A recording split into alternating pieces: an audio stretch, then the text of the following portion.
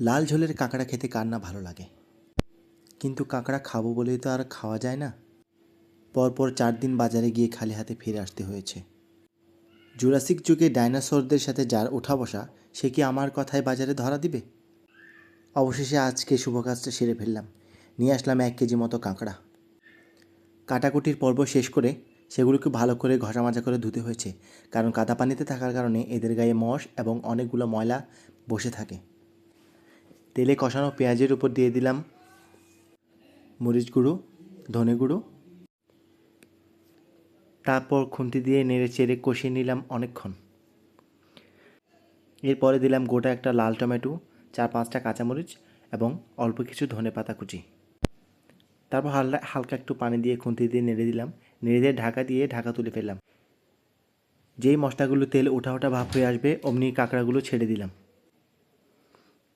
একে একে সব কাঁকড়াগুলো দেওয়ার পর ভালো করে নেড়ে চেড়ে কষিয়ে নিলাম অনেকক্ষণ। তারপর অপেক্ষা করতে লাগলাম সেদ্ধ হওয়ার আগ পর্যন্ত।